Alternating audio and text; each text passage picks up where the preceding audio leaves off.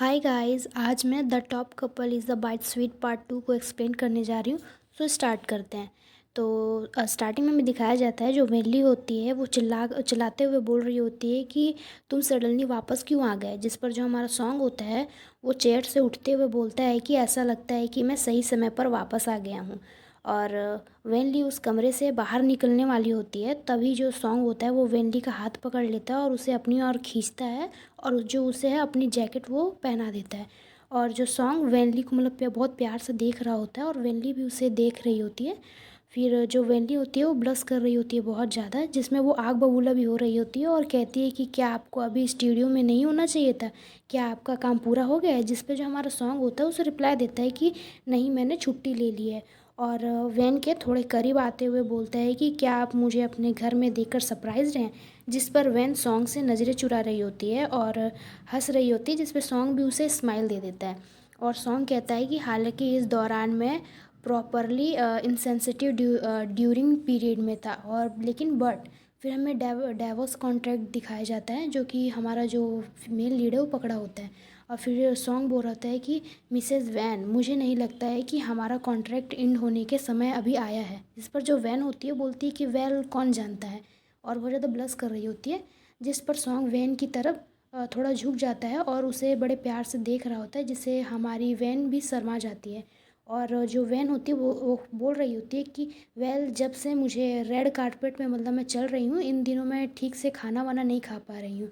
और वहाँ से भागती हुई जाती है और कहती है कि मुझे पहले शावर लेना चाहिए, और दरवाज़ा ज़ोर से बंद कर देती है। जिस पे हमें फिर सॉन्ग दिखाया जाता है जो कि वहीं पे खड़ा रहता है। और फिर हमारी जो फीमेल लीड को दिखाया जाता है जो कि अभी नहा रही होती है। फिर हमें जो सॉन्ग का जो दिखाया जाता है कि जो हमारा सॉन्ग है वो अभी बालकनी में जो है वो अपना मोबाइल वगैरह देख रहा होता है, जिस पर जो वैन की सारी चीज़ें देख रहा होता है, जैसे कि आप देख सकते हैं। और बहुत से कमेंट भी पढ़ रहा होता है। तभी हमारी वैन नहा कर आती है और सॉन्ग से उसे देख रही होती है और सॉन्ग भी उसको देख रहा होता है, जिससे जो सॉन्ग है वो उसके थोड़े से करीब चला जाता है और उसका टावल ले लेता है और उसके बाल को वो थोड़ा पोंछने लग जाता है। जिस पर जो हमारी वैन है वो थोड़ी ब्लश करने लग जाती है। जिस पे जो सॉन्ग होता है वो बोलता है कि मिसेज़ वैन, जिस पे वैन बोलती है कि यस। और सॉन्ग बोलता है कि मैंने सुना है कि आप यू आर हेयर में शामिल होने के लिए प्लानिंग बना रही हैं, और क्या हमें डाइवोर्स कॉन्ट्रैक्ट को आगे नहीं बढ़ाना चाहिए।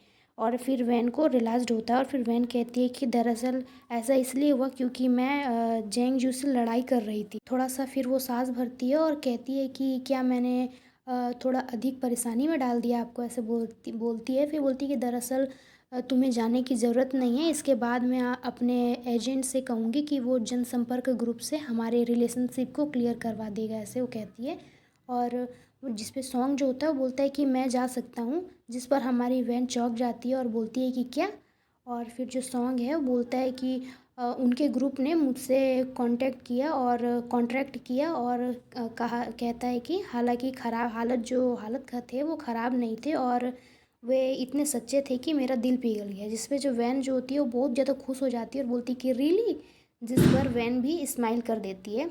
और हमारा जो सॉन्ग है वो भी थोड़ा स्माइल कर देता है। और फिर जो वैन होती है वो कहती है कि लेकिन इस प्रोग्राम की कोई स्क्रिप्ट नहीं है और आप भी किसी वैरायटी शो में नहीं गए हैं, इसके अलावा हम साल में सिर्फ एक दूसरे से बस कुछ ही बार मिल पाते थे, और हमें क्या करना चाहिए। जिस पर पूछती है, जिस पर जो सॉन्ग होता है वो बड़े रिलैक्स्ड कह रहा होता है कि वेल, मैं पहले ही एग्री हूँ, इसलिए एजेंट को उनसे बात करने दीजिए। जिस पर जो हमारी वैन होती है वो काफ़ी ज़्यादा क्यूरियोसिटी से पूछती है कि मिस्टर सॉन्ग, क्या मैं पूछ सकती हूँ कि आप इसमें इस शो में जाने के लिए पहले क्यों डिसाइड किया कि इस शो में जाना चाहिए।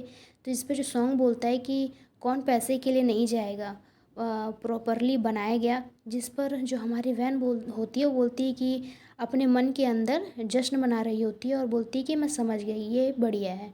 दरअसल कॉन्ट्रैक्ट के बारे में मैंने इसे एक मसौदे के रूप में लिखा था। यदि आप इसे धीरे धीरे करना चाहते हैं तो हम आपके ही तरीके से इसे करेंगे।